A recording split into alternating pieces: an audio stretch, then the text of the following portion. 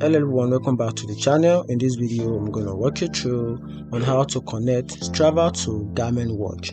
So here I'm going to provide a simple guide or a simple step-to-step guide to connect your Garmin watch to Strava. So if you want to do that, launch the Garmin app on your mobile device. Then after that, tap on the menu icon, the three horizontal lines, then select settings.